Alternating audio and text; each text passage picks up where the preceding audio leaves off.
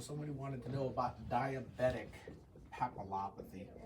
And this is a very confusing term because it implies that it's actually a separate condition, which it might be, but there are clearly some patients that have papillopathy and are diabetic who don't have diabetic papillopathy.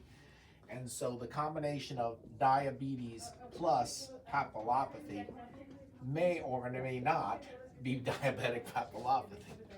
And the reason that's important is it's determined by whether you're a lumper or a splitter. And by that I mean, if you're a lumper, then you consider any acute unilateral loss of vision, RAPD, and a swollen optic nerve to be non-arteritic anterior ischemic optic neuropathy if you have a vasculopathic risk factor like diabetes. So lumpers would say all of these cases of papillopathy, which means swollen disc, in a diabetic are actually NAION. However, if you're a splitter, you say no, it is ischemia and it is not arteritis and it is an optic neuropathy with a swollen disc, but there's a subset of patients with diabetes who have this separate thing called diabetic papillopathy.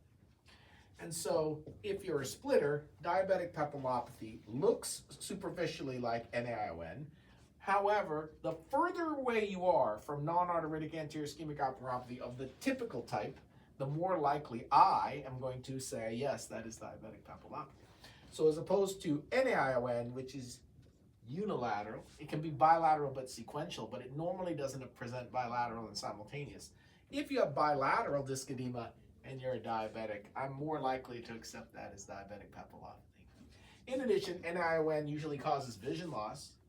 However, there's this incipient form of NAION where they don't have the vision loss until later. If you have normal acuity and NAION and diabetic, that's another sign that maybe it's diabetic papillopathy. And on the disc head, if we have a lot of telangiectasias on the disc head, the dilated vessels of diabetes, telangiectasias on the disc head, that is another suggestive sign that it's diabetic papillopathy. And NAION, normally disc edema goes away after a few weeks, but in diabetic papillopathy, it tends to persist a lot longer. So the most convincing cases for me are bilateral, persistent disc edema, telangiectasias, and a diabetic. Now you would think that having the diabetic retinopathy would be the distinguishing feature. Like if you have non-proliferative or proliferative diabetic retinopathy, then you could call that diabetic papillopathy, but that's not the case. The diabetic papillopathy patients can have non-proliferative, proliferative, or no other diabetic retinopathy.